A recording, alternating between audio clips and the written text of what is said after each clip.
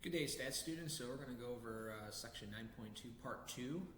We're going to actually run through a hypothesis test with testing one proportion. We'll just go through one problem here, and we'll go through it step by step. Okay. So seatbelts.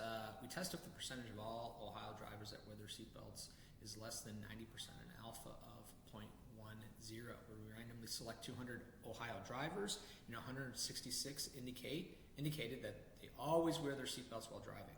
Okay. And so let's continue here. How do we know to conduct a hypothesis test? All right.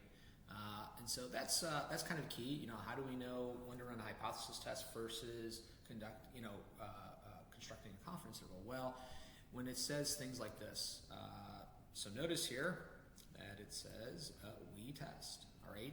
And then if it states an alpha, a significance level, you know that it has to be a hypothesis test at that point, okay? It has to be a hypothesis test. It's not stating, a confidence level. It's stating an alpha, a significance level, all right? So that's how you tell that you're running a hypothesis test. And what's the variable here is that the person always wears their seatbelt while driving, so it's a yes or no question. It's categorical, right? So you're working with percentages, proportions, okay? And so that means we're going to be testing the population proportion P. Remember, you're always testing parameters, things from the population, not statistics. You don't test things like X bar, P hat, okay? You use those to test P and mu, all right? So what was our sample here? So we randomly select 200 Ohio drivers, okay? So that means 200 Ohio drivers is our sample. That means N is 200, okay? That means our population is all Ohio drivers. Hopefully that makes sense. What would be a success here? Okay, what would be a success? Success would be finding a person that always wears their seatbelt while driving, okay? So if we find a person like that, success. And how many successes did we have in our problem? Go ahead and read it. We randomly select 200 Ohio drivers, and 166 indicated they always wear their seatbelts while driving, so we have 166 successes. So that's X. That would be 166 for, okay. All right, how about P hat? So sample proportion. So the proportion within your sample that is always wearing their seatbelts while driving. And so to calculate that, remember proportions have to be from 0 to 1, okay? So it's going to be a decimal of some sort. So you put in your calculator 166 divided by 200, I think you're going to get 0.83. If you want to think of it as a percentage, you can, okay? But we're going to have to use the decimal within the formula itself, okay? So you can think of it as 83%, but when we put it into the formula, 0.83, okay? So that's kind of the background information there. So let's go step by step. There's 5 steps. The first one is state the hypotheses. Remember, we got to state the null and the alternative hypotheses. We practiced this back in section 9.1.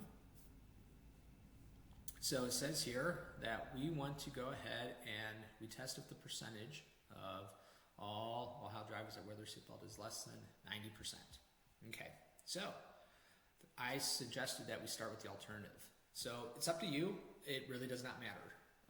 You could either state it as a percentage, okay, as it is here, or you can change it to a decimal. Now, I will say that eventually we'll have to work with decimals in the formula, okay? And so either way is acceptable. And why did I put less than? Because it says we're going to test if that proportion, that percentage is less than 90% or 0.9. So that's what we're testing. That goes into the alternative, okay? Then we go back to the null. The null is going to be, remember what the null gets? The null always gets the equal to sign. So that would be P is equal to 0.9, okay? P is equal to 90%, however you want to think of it, all right? Now, I've already stated this. I want to, because we're going to use it later. So that means P sub 0 is what? Equal to 0.9. It's the value right here. It's this value right here. That is P sub 0, okay? So, so we'll use that bit of information later. Do you guys remember we're going to have a left-tailed test here then, okay? So why left-tailed? Because this is a less than sign, left-tailed test, okay? So we'll use that bit of information later on. 2, check the conditions, okay? Check your conditions, all right? And so we got to make sure that we took a random sample, or The data was obtained with an experiment. So hopefully it says in here that we randomly selected people. Okay, so check mark. 2, be careful with this one. Okay, I'm going to slow down a little bit with this one because this one confuses students, and I know some things are frustrating with the statistics, and this is one of the more frustrating things. But if you pay attention here, hopefully I can get you through it. 2, we got to verify the central limit theorem. Why? Because we got to make sure that the sampling distribution of p hat is approximately normal, so we can use the formula that I've been showing you. Okay, the test statistic. Okay, so be careful. All right. So what we got to do is we got to verify that both n times p sub 0 and n times 1 minus p sub 0 is both greater than or equal to 15. Now that is a hypothesis test for p. Now notice we are using p sub 0. Why are we using p sub 0? Because we temporarily assume that the null hypothesis is true. So we even use it in the conditions. I kind of want to remind you of something. Okay. Note, for confidence intervals for the population portion p, you don't have an assumption for p sub 0. Okay, and so we use p hat there. And so for confidence intervals for the population portion p, we use n times p hat and n times 1 minus p hat. For hypothesis testing, we use n times p sub 0 and n times 1 minus p sub 0. I know it's an extra layer of complexity, but it is what it is. Okay, and so I'll keep on repeating that when we go through these 3 hypothesis tests. Okay, so let's go ahead and calculate n times p sub 0. And I want to stress here, it does not equal x now. N times p hat is equal to x. And so we actually have to do this calculation, this n times p sub 0. Okay, so we need to do the calculation. So n in the problem, remember, was 200. P sub 0 is 0.9. That's 180. That's greater than or equal to 15. Check mark. We got half of it. We got to do the other half. We got to do n times 1 minus p sub 0. Okay, remember that does not equal n minus x, does not equal n minus x. We got to do the calculation here. So we got 200, that's n, times 1 minus p sub 0. What does that turn out to be? That turns out to be 20. That's greater than or equal to 15. Check mark. We got both sides, okay? So what does that mean? Since both of those are greater than or equal to 15, the central limit theorem applies, and the sampling distribution of p hat is approximately normal. And to be honest with you, it's always going to be that in the problems that we do here. We don't know how to handle it if it's not, okay? And so when you do these problems in WebAssign and the exam, it will be greater than or equal to 15, but we should know these criteria, okay? And we need to make sure that we understand the subtle difference between the hypothesis testing, confidence intervals, conditions, all right? All right, step 3, calculate the test stats. So since our conditions held, okay, we can use this test statistic, and I think we have everything, right? So I'll remind you of this stuff here. So p sub 0 is 0.9, right? The sample proportion is 0.83. We'll need that there. And n is obviously 200, okay? So I went ahead and put everything into the formula. So we got a p hat of 0.83. This is time to get your calculator out. Don't just look.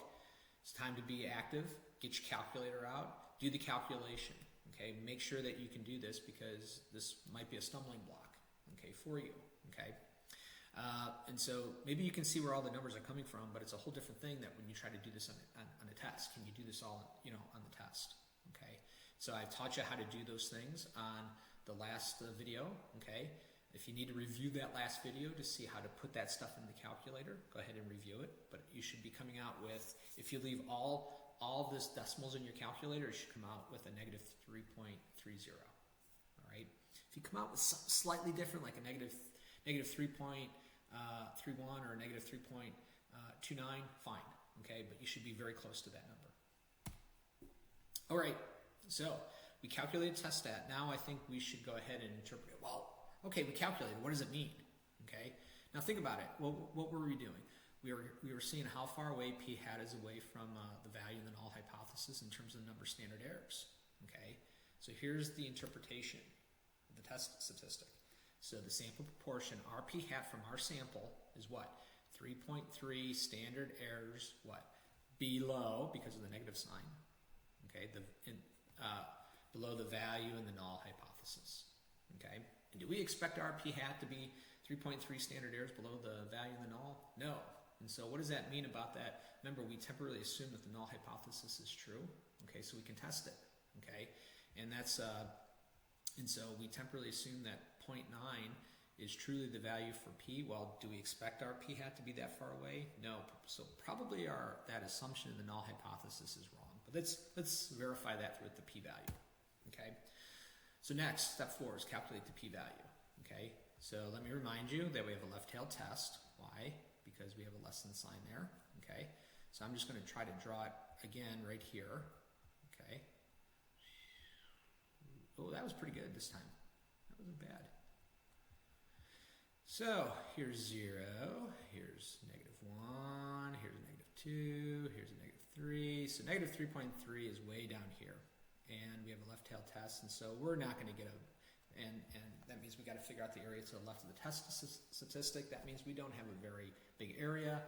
That means we're going to have a fairly small p-value. When you have test statistics, usually that are large in magnitude, meaning that, z for get a z of -3.3, that's pretty far down the graph, right? We know that based on the empirical rules. So we don't expect very much from our p-value. So let's take a look. -3.30, here's a -3.3, here's 0.0. Looks like our p-value is right there, 0.0005, a very small p-value, okay? So what does that mean? That's the probability of all this happening, meaning that assuming that the null hypothesis is truly 0.9, getting a sample proportion of 0.83, assuming that this is true, it's not very likely. It's not very likely. So we got to use that p-value now. So conclusion. So reminder, if the p-value is less than or equal to the significance level, alpha, okay, we're going to reject the null hypothesis. Now, I didn't tell you what we're going to say if the p-value is greater than alpha. And in that situation, we're going to say do not reject the null, okay, if that's the case, all right? And I'm going to say this over and over and over again. Don't ever accept the null hypothesis as being true. I will tell you, so we're going to get to a video where we're not going to reject the null hypothesis. I will tell you what that all means, okay? But please do not ever accept the null hypothesis as being true. That would be an incorrect statement. Once we get to a situation like that, I will tell you what it all means, okay? So since the p-value is 0.0005, and it is much smaller than our significance level. So our significance level was stated at 10%. So let me go back to a place where we actually had the problem. Here's the problem, okay? So we have an alpha. So I stated the significance level as being alpha. Remember, alpha is the significance level. I stated it as 0.1, okay? So let's see. 0.0005 is much smaller than 0.1. Okay, so what are we going to do? Let's see, p-value is less than or equal to the significance level. We're going to what? Reject the null hypothesis. Okay, a lot of people call that the decision about the null. Okay, so here we're going to reject the null. So we think, so if we're going to reject the null, what does that mean? We think the researcher's hypothesis is correct. The alternative is correct. When you reject the null, we think it's wrong, the statement in it, we think the alternative is correct. And so remember what our statement was in the beginning. And so our conclusion is all about stating what we just found, okay? So when you reject, when we reject the null hypothesis, okay, what we're going to say is, so when you reject, we are going to say we have strong evidence. Another way of saying this is that we have sufficient evidence. We have statistically significant evidence that what?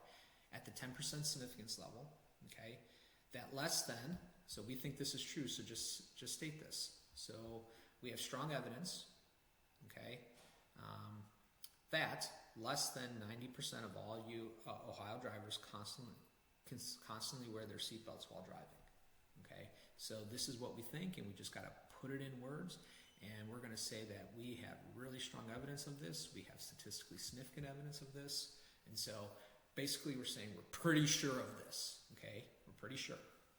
Are we absolutely sure? No, we took a random sample and we're pretty sure this is what's going on, okay?